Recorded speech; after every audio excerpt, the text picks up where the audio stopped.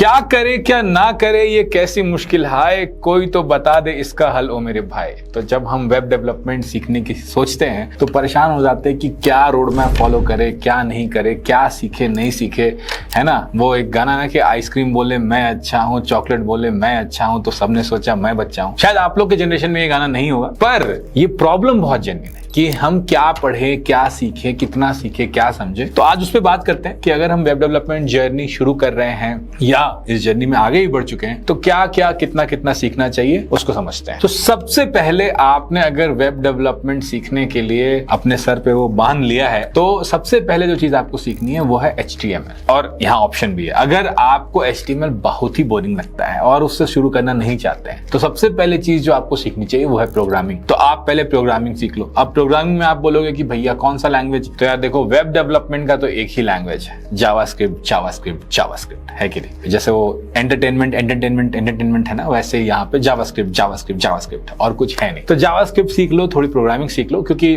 मैं देखता हूँ बच्चों को थोड़ा ड्राई हो जाता है HTML से शुरू करना और फिर CSS लगाना उसके बाद, तो अरे यार तो कतई बोरिंग फील्ड है। और उसपे से अब ये तो AI ऐसे ही करके दे रहा है, पहले में वो भी फीडबैक नहीं आता कि कुछ बना रहे हैं, क्योंकि ये तो AI नो कोड टूल, सदियों से कोड जनरेटर किए जा रहे हैं, तो हम क्या करेंगे। तो इसलिए पहले प्रोग्रामिंग सीख लेते हैं। तो हम थोड़ी प्रोग्रामिंग कर सकते हैं पहले, बट इन दोनों में से एक चीज से शुरू करने होगा आपको, या तो प्रोग्रामिंग से या HTML से। और HTML भी देखो उसमें भी प्रॉब्लम हो जाती है कि HTML में भी कुछ लोग कहेंगे कि भैया एक्सेसिबिलिटी एकदम डे 1 पे आना चाहिए, आपको सेमांटिक टैग क्या है ये आना चाहिए। और अगर आपको अभी ये सुन कैसे फुश फुश लग रहा है तो कोई बात नहीं, इसको लिख के रख लेते हैं। ये सब चीजें बाद में सीखेंगे और इनको मैं बताऊंगा आगे कि क्या होता है। पर बेसिक HTML, और अब बेसिक HTML में इतना भी बेसिक मत हो जाना कि हर चीज के लिए डिव, जहां बटन लगाना है वहां भी डिव, जहां हेडर लगाना है वहां भी डिव, जहां फुटर लगाना है वहां भी डिव। ये भी नहीं होना चाहिए। तो दोनों के बीच में हम कहते हैं ना एक बैलेंस, उसको हिंदी में कहते हैं संतुलन। वो संतुलन बनाए रखना बहुत जरूरी है कि ना हम बहुत HTML में समय लगा दें, ना हम बहुत कम समय लगाएं, पर हम HTML सीख जाएं। उसके बाद दूसरी चीज जो आपको सीखनी है वो है CSS। अब CSS सुनते ही कई लोग रूह कांप जाते हैं। क्यों पता है क्यों? मैं बताता हूं क्यों। एक कि CSS अपने आप में एक डिक्लेरेटिव लैंग्वेज है। इसका मतलब ये होता है कि उसको सीखना आसान नहीं, उसमें बहुत सारे कीवर्ड्स हैं और बहुत सारे रूल्स हैं। इसमें प्रोग्रामिंग जैसा नहीं है, जैसे जावास्क्रिप्ट सीखना है या कोई प्रोग्रामिंग सीखने में आपको कुछ ही कीवर्ड सीखने पड़ते हैं और उन कीवर्ड से लॉजिक से आप चीजें लिखते हो। CSS में आपको बहुत सारे कीवर्ड्स, बहुत सारे मैट्रिक्स, बहुत सारी समझदारी, बहुत सारा रूल्स सीखना पड़ता है, तो आप बहुत फंस जाते हो वहां पर, है ना। और CSS की किताबें इतनी मोटी मोटी आती हैं, या कोर्स अगर CSS का देखोगे Udemy पे तो कुछ 12-12, 15-15 घंटे का, और मां कसम गजब ही ड्राई कोर्स होते हैं। तो CSS का क्या करें? CSS सीखे ना सीखे, यहाँ पर भी फिर हम संतुलन बनाएंगे। हम कहेंगे हम CSS सीखेंगे, हम बेसिक CSS में सिलेक्टर्स कैसे करते हैं वो सीख जाएंगे, बॉक्स मॉडल क्या होता है वो समझ जाएंगे, यूनिट्स क्या होते हैं हम वो समझ जाएंगे, और इतना काफी है हमारे CSS की जर्नी शुरू करने के लिए। और जो CSS में बहुत भारी विषम परिस्थिति, विषम परेशानी आती है बच्चों को, वो ये आती है कि भैया जो हम बना रहे हैं ना वो सुंदर नहीं दिख रहा है। तो देखो तुम्हारा काम, तुम्हारा नाम क्या होगा? तुम्हारा नाम होगा तनय वेब डेवलपर प्रताप। तुम अपना नाम लगा लेना, जो भी लगाना है। तुम्हारा नाम होगा तनय वेब डेवलपर प्रताप, है ना। तुम्हारा नाम तनय वेब डिजाइनर प्रताप तो है नहीं, UX डिजाइनर प्रताप तो है नहीं। जब तुम्हारा मिडिल नेम डेवलपर है, डिजाइनर नहीं है, तो आप डिजाइन के चक्कर में फंस ही क्यों रहे हो? बिंदास कॉपी मारो, बिंदास, ठीक है। इतना कॉपी मारोगे तो कॉपी मारते मारते थोड़ी ओरिजिनलिटी आ जाती है अपने आप। उससे भी आसान मैं तो बच्चों को ये कहता हूं कि एक फ्रेमवर्क उठा लो। बूटस्ट्रैप एकदम सिंपल बढ़िया फ्रेमवर्क है। अगर आपको सिलेक्टर समझ में आ रहा है, बॉक्स मॉडल समझ में आ रहा है, तो बूटस्ट्रैप आप आराम से यूज कर सकते हो और बूटस्ट्रैप यूज करके अपने एप्स बनाओ। इतना सारा हेडेक, बहुत सारा भार, दुनिया भर का भार आपको बहुत बहुत बीमार कर सकता है, तो इतना भार आप मत उठाइए, ठीक है। सिंपल से CSS को टिक मारिए और आगे बढ़िए। तीसरी चीज जो पहली थी या तीसरी थी हम अपने हिसाब से कर सकते हैं, बट वो सबसे इंपॉर्टेंट है, वो है जावास्क्रिप्ट। यहां पर आपको ढेर बहुत सारा समय लगाना है। बहुत सारे बच्चे यहां पर बहुत गलती करते हैं और मैं बार बार हर वीडियो में बोलता हूं, तुम लोग जो बार बार सुनते हो थोड़ा पक भी गए होगे अब तक, पर कोई बात नहीं, फिर से सुन लो कि अगर बेसिक्स नहीं करेंगे और सीधे जंप करेंगे वेब डेवलपमेंट में, अगर मुझे इफ एल्स कैसे होता है, एरे मैनिपुलेशन कैसे कैसे होता है, स्ट्रिंग कैसे होता है, ऑब्जेक्ट्स क्या होते हैं, एरे ऑफ ऑब्जेक्ट्स क्या होते हैं, फंक्शन कैसे लिखते हैं, फंक्शन अलग अलग ढंग से कैसे लिखते हैं, ES6 में कैसे लिखते हैं, अगर मुझे ये सब समझदारी नहीं है और मैं प्रोग्रामिंग नहीं कर पा रहा हूं, जैसे कि मैं आपको एक सिंपल प्रोग्राम बोलता हूं जो मैं कई बार एग्जांपल में बोलता हूं कि एक इंसान मेट्रो का टिकट खरीदने जाता है, मेट्रो का टिकट का दाम 100 रुपए है, पर अगर उस इंसान की आयु 60 साल से ऊपर है तो उसको उस पर 15% डिस्काउंट मिलेगा। अगर वह इंसान एक युवती है तो उस पर उसको 25% डिस्काउंट मिलेगा। तो अब बताइए कि आप इसको एक प्रोग्राम में लिख सकते हो कि नहीं? बहुत सिंपल है। क्या आप इसी प्रोग्राम को एक फंक्शन की तरह लिख सकते हो कि नहीं? क्या आप इसी तरह के 5 यूजर का एक ऑब्जेक्ट बनाया, हर ऑब्जेक्ट में एज है, एक नाम है, और उस एज और उसके जेंडर के हिसाब से क्या आप पूरे एरे पे चलाकर हर किसी का क्या टिकट प्राइस होगा वो आप कैलकुलेट कर सकते हो कि नहीं? देखो, बहुत ही सिंपल प्रोग्राम है। दिमाग में आप यहां अपने दिमाग में इसको सोच सकते हो, कर सकते हो, बिल्कुल सिंपल लॉजिक है, पर इसी को प्रोग्राम में लिख पाना एक कला है। वो जब तक आपको नहीं आए तब तक जो रिएक्ट नाम की बला है उसके तरफ नहीं जाना है, क्योंकि अगर गए तो फिर वो बला ही लगेगी, क्योंकि कोडिंग आती नहीं है, प्रोग्रामिंग समझ में नहीं आता है। इसीलिए मैं बार बार इस बात पे इतना स्ट्रेस करता हूं कि पहले बेसिक सीखते हैं, उसके बाद जाते हैं फ्रेमवर्क्स में। ठीक है। नेक्स्ट चीज जो आपको सीखनी है जावा स्क्रिप्ट सीखने के बाद, वो है वनीला जेएस, जिससे हम डॉम मैनिपुलेशन करते हैं। अब अगर आपको ये शब्द ही समझ में नहीं आ रहे हैं तो कोई बात नहीं। वनीला जेएस बेसिकली होता है कि जावा स्क्रिप्ट ऐसा लिखे ब्राउजर में जिसको कोई फ्रेमवर्क की जरूरत नहीं हो, जिसको जेक्वेरी की जरूरत नहीं है, कोई लाइब्रेरी की जरूरत नहीं हो, वो खुद से बटन का क्लिक रीड कर पाए, वो खुद से किसी डिव के अंदर टेक्स्ट डाल पाए। ये सब जो बेसिक चीजें हैं ये आपको करनी होती हैं, और ये सारे प्रोग्राम्स आपको ढेर सारे करने होते हैं। आप बोलोगे क्यों? हमारा उद्देश्य, हमारा ध्येय तो रिएक्ट सीखना है भैया। नहीं, आपका ध्येय सिर्फ रिएक्ट सीखना नहीं है, आपका ध्येय रिएक्ट को समझना भी है। रिएक्ट अंडर द हुड क्या कर रहा है इसकी भी थोड़ी आइडिया होता है। रिएक्ट किस तरह फंक्शन ऑफ स्टेट है वो समझने के लिए भी आपको ये समझ में आना बेहतर है। तो जिन लोगों का वनीला जेएस अच्छा होता है वो लोग आमतौर पर रिएक्ट हो या एंगुलर हो या व्यू हो ज्यादा बेटर सीख सकते हैं, और अच्छी कंपनीज में, अच्छे जॉब्स में आपको इससे 1-2 क्वेश्चन पूछे भी जा सकते हैं इंटरव्यू में।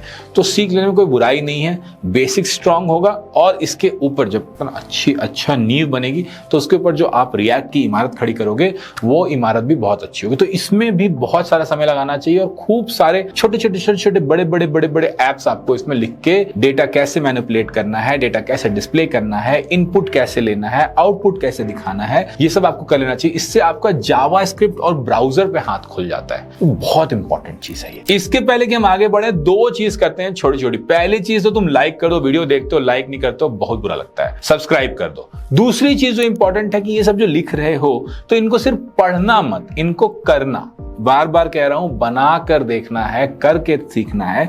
बिना करे अगर सिर्फ एक कोर्स खरीद लिया है कहीं से या यूट्यूब पे एक वीडियो देख लिया है और देखे जा रहे हो इसको तुम नेटफ्लिक्स के सीरीज की तरह, तो आपको कुछ नहीं आएगा, नील बटे सन्नाटा हो जाएगा। और फिर आप आके बोलोगे कि 6 महीने से 1 साल से भैया हमने आपका रोड मैप फॉलो किया, वेब डेवलपमेंट किया, लेकिन कहीं जॉब नहीं लग रही, कुछ हो नहीं रहा, और फायदा नहीं होता है ना। अगली चीज है कि थोड़ा आप टूलिंग समझ लेते हैं। अब बेसिक ये सब जो आप कर रहे थे ये तो आप रेपल पे भी कर सकते हो, कोड सैंडबॉक्स पे भी कर सकते हो, कुछ भी उठा के कर सकते हो, एक नॉर्मल VS कोड पे भी कर सकते हो प्लगइन लगाकर, बट अब थोड़ी टूलिंग आनी चाहिए।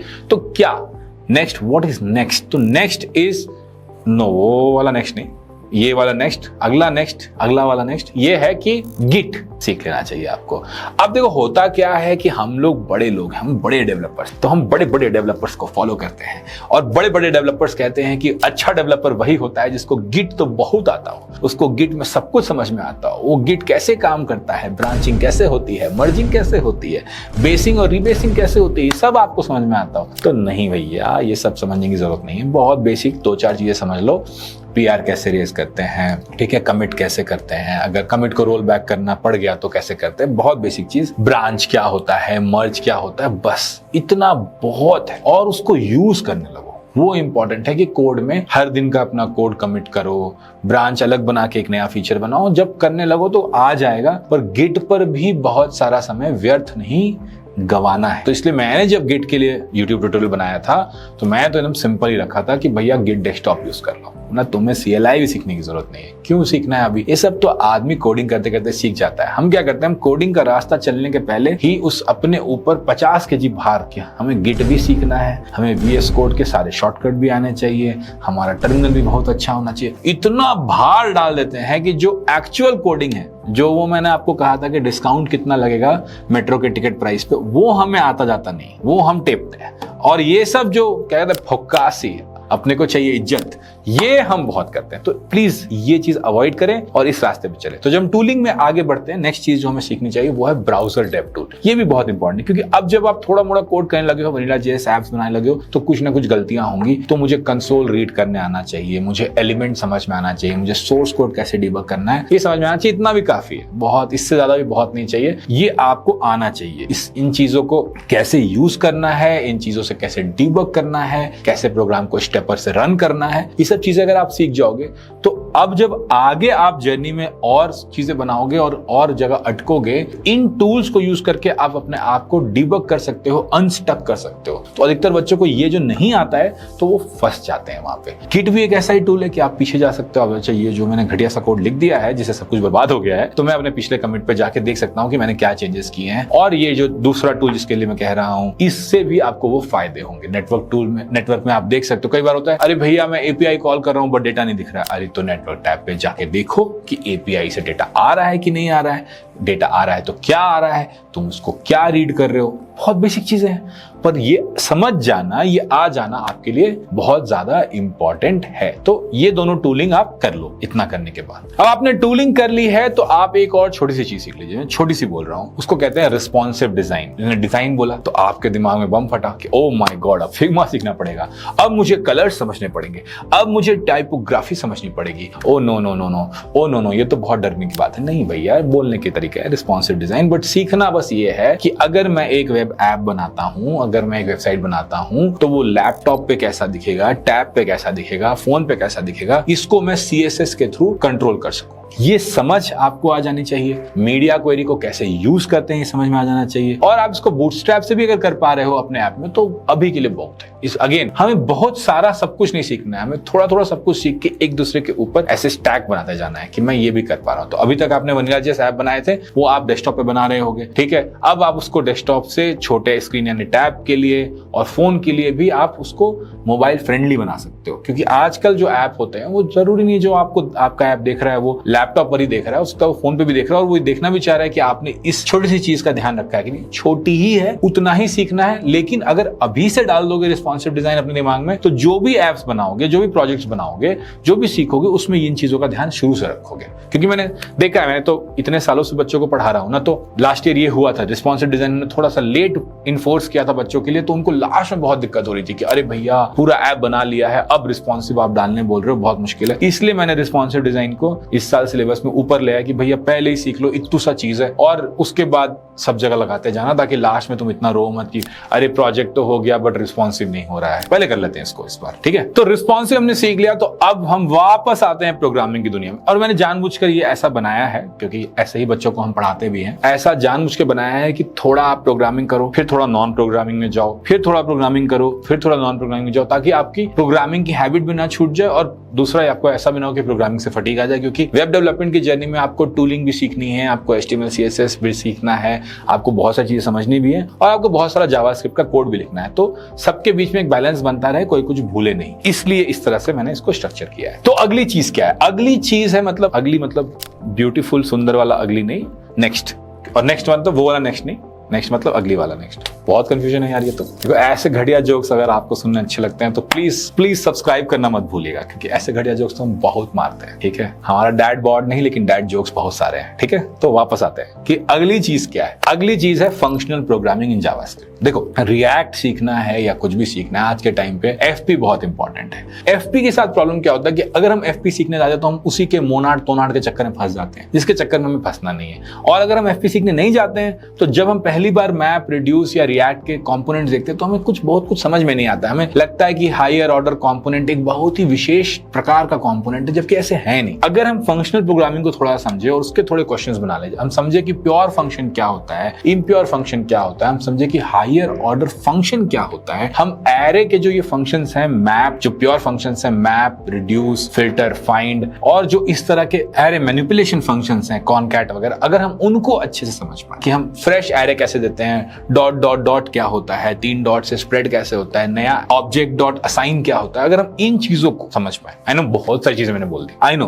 बट इन चीजों को समझना और इन पे 1 वीक 2 वीक टाइम स्पेंड करके इस तरह के छोटे छोटे बहुत सारे क्वेश्चंस बना पाना, इससे आपके लिए एक नया ही आयाम खुल जाता है। तो मुझे लगता है कि एक और वीडियो हमें करना चाहिए जिसमें हम सिर्फ फंक्शनल प्रोग्रामिंग इन जावास्क्रिप्ट कैसे पढ़ें, क्या क्या पढ़ें, कैसे क्वेश्चंस बनाएं, कैसे सीखें, ये हम डिस्कस कर पाए, क्योंकि एक अच्छा टॉपिक और इस पे लोग टच नहीं करते हैं, है ना। तो अगर आपको भी ऐसा लगता है तो फिर आप जरूर से कमेंट में ये बता देना, और या तो इसमें से कोई भी टॉपिक पे आपको लगता है कि एक डिटेल्ड वीडियो चाहिए जिसमें मैं आपको अपना कोर्स जो मैंने बनाया है, इसमें क्या पढ़ाते हैं, कैसे पढ़ाते हैं, डिटेल में क्या क्या होता है, अगर आपको इसमें से कोई भी टॉपिक पे चाहिए तो आप बता देना, एक वीडियो बना के मैं आपको कोर्स भी दिखा दूंगा, क्वेश्चंस क्या हैं, कैसे पढ़ते हैं, सब बता देंगे, क्योंकि कोई टेंशन नहीं, आराम से आप देख लेना वो क्या होता है। तो आप कमेंट कर देना। लेकिन अगर आपने बदतमीजी की है, अगर आपने कहा कि भैया सब बना दो, तो भैया जितने तुम आलसी हो उसके डबल आलसी हम हैं, तो हम एक भी नहीं बनाएंगे। तो आपको अपना फेवरेट वाला डालना होगा कि भैया इस टॉपिक पे बना दो, ठीक है। तो फंक्शनल प्रोग्रामिंग अगर आपको आ जाती है तो उसके बाद आपको सीखना है रिएक्ट। सोचो इतना टाइम मैंने लगाया, जो बच्चे हमारे पास पढ़ते हैं उनको तो अभी हम लोग ऑलमोस्ट 2-2.5 महीना पहले ये सब सिखाते हैं, उसके बाद रिएक्ट में ले जाते हैं। क्यों अर्ज किया है? क्योंकि अगर नहीं बनेगा बेस तो रिएक्ट में काला हो जाएगा फेस, ठीक है। तो ये ना हो, आपका फेस सेव हो सके, अच्छा रह सके, इसके लिए बेस बनाना बहुत जरूरी है। तो अच्छे से बेस बनाइए, ठीक है, और उसके बाद रिएक्ट में घुसिए, और रिएक्ट में भी जब घुसिए तो बहुत आराम से छोटे कदमों से पहले JSX समझिए, फिर रिएक्ट में JSX के साथ कैसे CSS करते हैं वो समझिए, उसके बाद छोटे छोटे कंपोनेंट्स बनाइए, उसके बाद ऐप बनाने में चाहिए। जो वनीला JS में आपने ऐप बनाया था उसको पहुंचने में आपको टाइम लगना चाहिए थोड़ा, तो यहाँ पे भी आप ढेर सारा टाइम स्पेंड कीजिए। जैसे मैंने कहा था जावास्क्रिप्ट में बहुत सारा समय स्पेंड करना है, और बाकी में मैंने कहा थोड़ा थोड़ा, वैसे ही रिएक्ट में मैं कह रहा हूं कि काफी सारा समय लगाना है, बाकी में थोड़ा थोड़ा। इतना कुछ सीख रहे हो, जर्नी आपकी आगे बढ़ रही है, आपको मजा आ रहा है, वीडियो अच्छा चल रहा है, तो लाइक क्यों नहीं करते? लाइक कर दो यार, इतने व्यूज के बाद, इतने AVD के बाद भी तुम्हारे लाइक्स नहीं आते तो अच्छा नहीं लगता।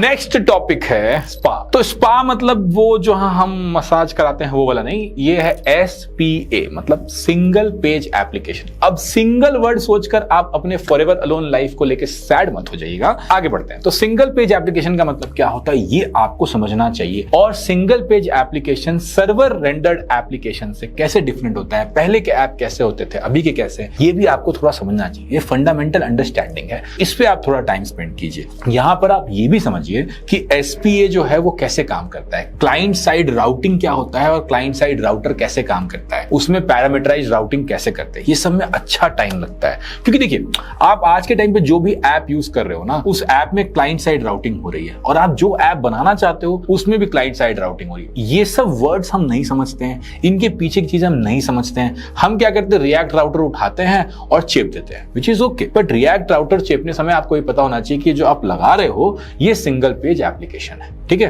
तो आप राउटिंग को थोड़ा सा समझ जाइए, और ये समझ पाइए कि जो आपके ऐप के अलग अलग व्यूज हैं वो कैसे आ रहे हैं, कैसे चेंज हो रहे हैं, कैसे पॉपुलेट हो रहे हैं, है ना, कैसे पैरामीटर्स पास हो रहे हैं। तो इस चीज को समझ के अप्रिशिएट करना जरूरी है, क्योंकि आज जो भी वेब ऐप आप बनाते हो वो एक स्पा होता है, मतलब एक SPA होता है, उसको SPA ही बोलते हैं, स्पा नहीं बोलते हैं। मजाक करने के लिए बोला था, बाहर जाके मत बोल दीजिएगा, ठीक है। एक मिनट के लिए ये भी समझ लो कि SPA जो है वो आपको कैसे देखने को मिलता है इन एक्शन, हर जगह मिलता है। जैसे आप एक ई-कॉमर्स ऐप पे हो मान लो, और आपने क्या किया, आपने किसी चीज को ऐड टू कार्ट किया और किसी चीज को विश लिस्ट में ऐड किया, तो आपको क्या होता है, ऊपर में 2 दिखते हैं, कार्ट में 1, विश लिस्ट में 1, फिर आप कुछ और कार्ट में ऐड करते हो, कार्ट में 2। और अगर आप पेज चेंज भी कर रहे हो, अगर आप कैटेगरी भी चेंज कर रहे हो, दूसरे प्रोडक्ट पेज पे जा रहे हो, तो वो जो ऊपर का 2 है और ऊपर का 1 है वो चेंज नहीं होता है। तो वो वहां कैसे रहता है, इवन दो राउट्स चेंज हो रहे हैं, वो वहां कैसे रहता है, कैसे उस चीज को हम ग्लोबल स्टेट में मैनेज कर पाते हो वो भी थोड़ा समझने में अच्छा रहता है। ये जो ग्लोबल स्टेट में मैनेज कर रहे हैं बेसिकली वो भी मैं बता ही देता हूं आपको, वो कॉन्टेक्स्ट से होता है, रिएक्ट में, रिडक्स में से होता है और बहुत सारे ऐसे ग्लोबल स्टेट मैनेजर्स होते हैं। पर इसको और राउटिंग को कैसे इंटीग्रेट करना है, कैसे ये फीलिंग आपको देनी है कि आप एक डेस्कटॉप जैसे ऐप में हो, आप एक वेब ऐप में नहीं हो जहां सब कुछ ऐसे व्हाइट होता है और वापस से सब कुछ पेंट होता है। आप देखते हो आजकल जो भी वेब ऐप्स आप देखते हो उसमें जो हेडर है, फुटर है, ये आइकॉन्स हैं आपके कार्ट के, ये जो आइकॉन्स हैं आपके विश लिस्ट के, ये बदल नहीं रहे होते हैं, ये नहीं बदल रहे होते, बस बीच की चीजें बदलती है। तो ये जो कर रहे हैं, ये जो एसपीए जो कर रहे हैं, जो क्लाइंट साइड राउटिंग कर रहे हैं, जो ग्लोबल स्टेट मैनेजमेंट कर रहे हैं, इन चीजों की आपको अंडरस्टैंडिंग होनी चाहिए आज के टाइम पे अगर आप वेब डेवलपमेंट जर्नी पर हो तो। उसके बाद हम लोग देखो, अब मैंने बाद वर्ड यूज करना शुरू कर दिया है ताकि हम अगली और नेक्स्ट चक्कर में ना फंसे। तो इसके बाद हम लोग एपीआई समझते हैं, ठीक है। एपीआई क्या होता है? बैकएंड से अगर आपको कुछ लाना है कैसे लाओगे? ऐसे तो नहीं बोलोगे कि अरे भैया 2 ऊपर से 7 नंबर का जूता नीचे फेंकना, 7 नंबर जूता फेंकता है, अरे 8 नंबर फेंक दिया, 9 नंबर 7 नंबर मांगा था 7 नंबर फेंक, होता है ना, मतलब ऊपर नीचे आप 2 जगह पर है, आप बातें कर रहे हो, सामान फेंक रहे हो, तो वही है डेटा, और आप बोलते हो ये चीज देना, वो दूसरा वाला देता है। इस चीज को हम कैसे करते हैं? तो बैकएंड पे एक सर्वर रहता है, वो आपकी रिक्वेस्ट सुनता है और उस रिक्वेस्ट को वो वापस से फुलफिल करता है, और ये होता है एपीआई के थ्रू। तो एपीआई फ्रंट एंड से कैसे कॉल करें, उसका डेटा जब वापस लेकर आए तो उसको कैसे दिखाएं, ये सब चीजें भी समझनी जरूरी है। पहले तो हम बेसिक रेस्ट एपीआई सीख लें। ग्राफक्यूएल अगर सीखना है तो हम बाद में सीख सकते हैं, तो अभी आपको उसको अपने रोड मैप पे डालने की जरूरत नहीं है। अभी आप पहले गेट कैसे करना है, पोस्ट कैसे करना है, इसको अच्छे समझ लें। मतलब डेटा लाना कैसे है, डेटा भेजना कैसे है, डेटा का जो रिस्पॉन्स आए उसको कैसे दिखाना है, और स्टेट्स जो होते हैं इसके अराउंड। अगर डेटा आ रहा है तो आप ऐसे बैठे तो नहीं रहोगे, आप तो लोडिंग दिखाओगे ना, ऐसे ऐसे घूमते हुए, तो ये लोडिंग दिखाना होता है आपको। अगर कुछ नहीं आया तो आप तो ऐसे तो ब्लैंक तो नहीं हो जाओगे, आप वहां दिखाओगे कि अरे एरर आ गया, तो एरर स्टेट दिखाना होता है। और जब डेटा आ जाता है सही वाला, अच्छा मतलब सक्सेस होता है, तो आपको उस डेटा को ऐसे रेंडर करना पड़ता है। तो ये दोनों तीनों केसेस, दोनों तीनों स्टेट्स आपको दिखाने आने चाहिए, और इनके बीच में रिएक्ट में कैसे मैनेज करना है वो भी करने आना चाहिए। तो अगर आपने react, API integration, global state management, SPA ये सब कर लिया है, तो अब हम इस ऐप को होस्टिंग की तरफ ले जा सकते हैं। होस्टिंग के लिए हम कुछ भी यूज कर सकते हैं, बहुत सारे टूल्स है, आप सर्च कर लो ऑनलाइन, हिरोकू है, वर्सल है, बहुत कुछ है, ठीक है, जो आपको अच्छा लगे। इसको आपको समझना है कि अभी तक आप जो बना रहे थे, आप अपने लैपटॉप पे बना रहे थे, लेकिन अब आपको इसको होस्ट करके एक यूआरएल देना है ताकि बाकी लोग देख सके इसको, है ना। तो ये चीज कैसे करते हैं, डिप्लॉय कैसे करते हैं, होस्ट कैसे करते हैं, जब नए चेंजेस होंगे तो नए चेंजेस को वापस से रीडिप्लॉय कैसे करेंगे। ऐसा तो है नहीं कि ऐप कंप्लीट हो चुका है, अभी तो उसमें काफी टाइम है, बट अब हम इसको होस्ट कर रहे हैं। तो जब हम होस्ट कर रहे हैं, इसको डिप्लॉय कर रहे हैं, तो हमें ये सब चीजें भी समझनी हो कि इसका CI/CD मॉडल कैसे चलेगा। फिर से इस डिटेल में चले जाना कि अब तो मैं डेवऑप्स में एक्सपर्ट बनूंगा, उसके बाद ही वापस आऊंगा, नहीं, इतनी जरूरत नहीं है, बट थोड़ी जरूरत है डिप्लॉयमेंट और होस्टिंग समझने, क्योंकि कहीं आप छोटे स्टार्टअप में जाओगे, बड़े स्टार्टअप में जाओगे, तो आपको ये साइकिल्स भी समझ में आने चाहिए कि डिप्लॉयमेंट एंड होस्टिंग कैसे काम करती है। अगर हमने ये कर लिया तो मुबारक को, आप काफी दूर निकल आए हो। आप कहोगे इसमें आपने बैकएंड नहीं बोला है अभी तक, क्योंकि मुझे लगता है आपको बैकएंड सीखने की जरूरत नहीं है। फुल स्टैक डेवलपर राउट अगर आप ले रहे हो तो ठीक है, लेकिन अगर आप फ्रंट एंड करना चाहते हो और उसमें अपना करियर बनाना चाहते हो जिसमें काफी अपॉर्चुनिटी है, तो ये राउट आपके लिए काफी अच्छा काम करेगा, फ्रंट एंड डेवलपर का, रिएक्ट का राउट। इस राउट में अगर आप यहां तक पहुंच गए हो तो अब मेरी सलाह आपको ये होगी, एक दिन ऐसा मत वेट करना, ठीक है, कि एक दिन में जब सब सीख जाऊंगा तब जॉब पे अप्लाई करना शुरू करूंगा। नहीं, अब आप इंटर्नशिप्स पे, छोटे मोटे जॉब्स पे अप्लाई करना शुरू कर सकते हो। इंटरव्यूज आते हैं तो इंटरव्यू के क्वेश्चंस देख सकते हो, थोड़ा जावास्क्रिप्ट का थ्योरी पढ़ सकते हो, थोड़े थ्योरेटिकल कंसेप्ट। देखो, अब आप इंटरव्यू की थोड़ी तैयारी कर सकते हो, थ्योरेटिकल कंसेप्ट रिएक्ट के अराउंड, जावास्क्रिप्ट के अराउंड, ये सब आप पढ़ सकते हो, समझ सकते हो कि क्लोजर क्या होता है और एसिंक.js कैसे काम करता है। ये सब बेसिक पीसेस आप समझकर इंटरव्यू की थोड़ी तैयारी कर सकते हो यहां से, ठीक है। वैर, लेट, कॉन्स्ट में क्या अंतर है, क्यों? क्योंकि अब आपको बनाना आ गया है, मतलब अकेला नहीं, how to make application of things आ गया है आपको। और जब एप्लीकेशन आ जाए तो थोड़ा सा थ्योरी उसमें लगाकर उसको बढ़िया से गार्निश करके हम पेश करते हैं, ठीक है। मैं ये नहीं कह रहा हूं अभी कि आपकी जर्नी खत्म हो गई, मैं ये कह रहा हूं कि अब आप रोज अगर अप्लाई करोगे 1 घंटे तो आपके चांसेस अब बढ़ जाएंगे। और जब आप ये कर रहे हो, रोज 1 घंटे अप्लाई कर रहे हो, उसके साथ साथ भी आपको पढ़ाई करनी है, तो नेक्स्ट इसके बाद हम क्या पढ़े ये हम समझते हैं। लेकिन अब मैं ये जरूर कहूंगा कि यहां से आप साथ साथ अप्लाई करना शुरू शुरू कर दो, इंटरव्यू आए तो इंटरव्यू देना शुरू कर दो। इस प्रेशर में नहीं कि यार मुझे इंटरव्यू निकालना है, इस प्रेशर में नहीं कि मुझे फर्स्ट जॉब ही क्रैक कर देना, इस आराम से कि यार अभी तो मेरी जर्नी 2-3 महीने की लर्निंग की और बची हुई है, अभी तो मुझे और सीखना है। पर सीखते सीखते मैंने इतना जरूर सीख लिया है कि मैं इंटरव्यू में पेश तो कर सकूं, मेरा रेज्यूमे सेलेक्ट तो हो। फिर से मैं आपको रिमाइंड करा दूं कि अगर इसमें से किसी भी टॉपिक पे आपको डिटेल्ड वीडियो चाहिए कि उसके अंदर क्या क्या पढ़े भैया, कैसे पढ़े भैया, क्या क्या बनाए भैया, क्या क्या सीखे भैया, तो वो टॉपिक आप कमेंट में जरूर डाल दो। अगर खूब सारे कमेंट्स किसी एक टॉपिक पे आएंगे तो जरूर से उसका वीडियो बना देंगे, क्योंकि ये सब चीजें जो हैं इसके कोर्स तो मेरे पास बने हुए हैं ही। तो अब जब हम अप्लाई करना शुरू कर चुके हैं तो हमें रुक नहीं जाना है, हमें अपनी लर्निंग को और बढ़ाते जाना है, हमें अपने डेवलपमेंट जर्नी को आगे बढ़ाना है। इसके बाद जो हम सीख सकते हैं वो है परफॉर्मेंस ऑप्टिमाइजेशन। अब ये सुन के बहुत बड़ा, बहुत भारी लगता है, बट सिंपल चीजें सीखनी है, जैसे कि कैश कैसे यूज किया जा सकता है,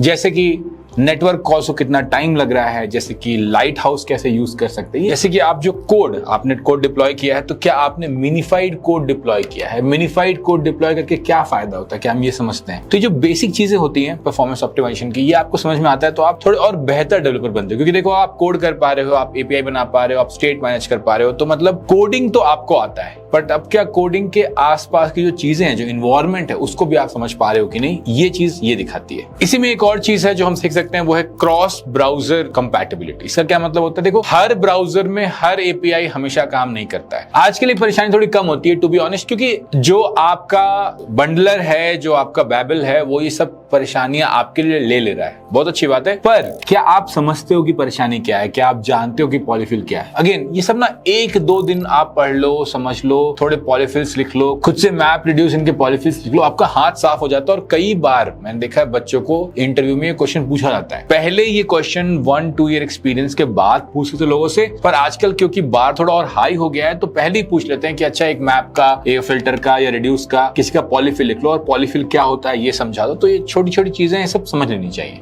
नेक्स्ट इज एसईओ। एसईओ मैं नहीं कह रहा हूं कि आप यार अब जाओ, अब आपने प्रोग्रामिंग सीख ली, अब मार्केटिंग एक्सपर्ट हो जाओ, पर आप एक वेब डेवलपर हो और एक वेब डेवलपर एक बिजनेस के लिए काम करता है और उस बिजनेस की विजिबिलिटी होना बहुत जरूरी है। तो आपका जो वेब ऐप है या आपका जो वेबसाइट है उसको एसईओ फ्रेंडली कैसे बनाया जाए, कौन से मेटा टैग्स यूज किए जाए, क्या चीजें एसईओ फ्रेंडली बनाती हैं, किस तरह के इमेज, किस तरह का ऑल टैग, आखिर क्या क्या चीजें ऐसी हैं जो आप कर सकते हो अपने वेबसाइट को एसईओ फ्रेंडली बनाने के लिए, ये आप थोड़ा पढ़ लो। इनफैक्ट इसको आप थोड़ा अप्लाई भी कर लो अपने प्रोजेक्ट्स में और इसको आप मेंशन भी कर सकते हो अपने प्रोजेक्ट के रीडमी पे। तो एक अगर एज अ हायरिंग मैनेजर अगर मैं आपका रीडमी देख रहा हूँ प्रोजेक्ट का और मुझे दिखता है कि ये एसईओ के लिए भी मैंने ये चीजें की हैं, मुझे तो बहुत अच्छा लगेगा ये चीज देख के। अब अगर आप यहां तक पहुंचे तो नेक्स्ट आप एक्सेसिबिलिटी समझ सकते हो। मैंने पहले भी कहा था कि HTML जब हम बात कर रहे थे कि उस समय एक्सेसिबिलिटी सीखने की जरूरत नहीं है, लेकिन अब आप थोड़ा समझ सकते हो। देखो दुनिया में कई सारे ऐसे लोग हैं, जैसा आपने वेब ऐप डिजाइन किया है विजुअल वैसा यूज नहीं कर सकते, जैसा क्लिक आपने डिजाइन किया वैसा यूज नहीं कर सकते, वो कीबोर्ड से यूज करते हैं, वो वॉइस ओवर से यूज करते हैं, और ये सब चीजें आजकल बहुत अच्छी हो गई, मतलब ब्राउजर में बहुत अच्छे से बिल्ट इन है, आपके फोन में बिल्ट इन है। पर इसको कैसे टेस्ट करना है और जो टैब्स आपने लगाए हैं वो सही से लग रहे हैं कि नहीं, आपने इमेजेस में ऑल टेक्स्ट दिया है कि नहीं, इतनी बेसिक चीजें हैं। पर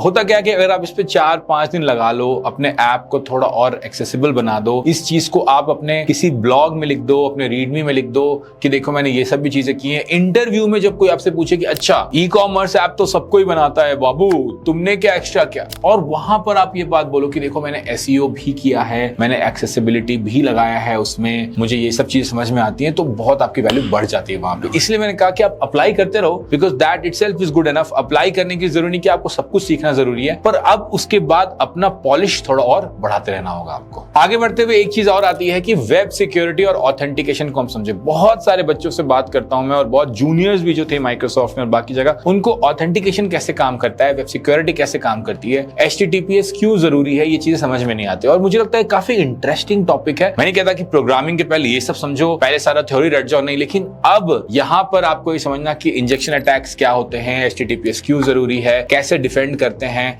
ऑथेंटिकेशन कैसे होता है, ऑथेंटिकेशन के क्या क्या तरीके हैं, कुकीज क्या, ये सब आप समझ सकते हो। इनफैक्ट आप अपने ऐप में आप एक यूजर फ्लो लाकर ये ऑथेंटिकेशन के पीसेस, पासपोर्ट JS वगैरह यूज करके उनको इंटीग्रेट भी कर सकते हो। इसको करना करना बहुत अच्छी चीज है, क्योंकि अगेन ये सब चीजें जो मैं अब बोल रहा हूं, जहां से मैंने आपको कहा था कि जॉब अप्लाई करना शुरू कर दो, ये सब चीजें आपको एक एक्स्ट्रा एज देती है इंटरव्यू में बात करने के लिए। क्योंकि अगर आपको 1 घंटे इंटरव्यू में बात करना है और आपको बाकी उन कैंडिडेट से स्टैंड आउट करना है जिन्होंने सेम ऐप बनाया है या सिमिलर ऐप्स बनाए हैं, तो ये चीजें आपको बहुत वैल्यू देंगी। एक्स्ट्रा एज की बात करते हुए एक चीज, छोटी सी चीज अगर हम सीख सकते हैं, जो कि बहुत ही छोटी सी चीज है, आप कुछ घंटों में सीख सकते हो और आप उसको लगाकर इंटरव्यू में बहुत ब्राउनी पॉइंट्स ला सकते हो, वो है रिस्पॉन्सिव इमेजेस। हमने रिस्पॉन्सिव डिजाइन की बात की थी। रिस्पॉन्सिव इमेजेस क्या होता है, जल्दी समझते हैं। देखो, आपके फोन में जो इमेज खुलेगा वो इतना बड़ा तो खुलेगा नहीं जितना बड़ा डेस्कटॉप पे खुलना था, तो फिर इतना बड़ा वाला इमेज फोन पे क्यों डाउनलोड करें? उससे क्या होता है, बैंडविड्थ वेस्ट होता है। दूसरा प्रॉब्लम क्या होता है, टाइम ज्यादा लगता है। टाइम ज्यादा लगने से क्या होता है, यूजर का जो एक्सपीरियंस है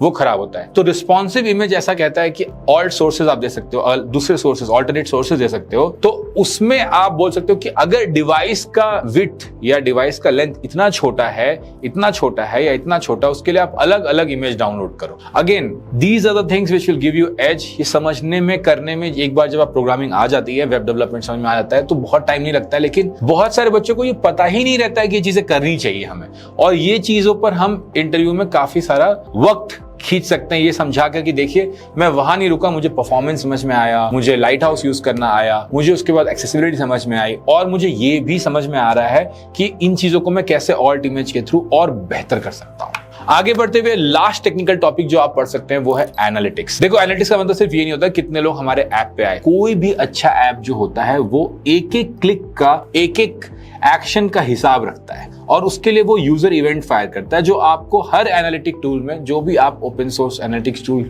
यूज करोगे उसमें मिल जाएगा। बहुत सिंपल चीजें होती है, जैसे आपने क्लिक फायर किया, क्लिक हुआ, तो आप क्लिक पर कोई एपीआई कॉल कर रहे हो।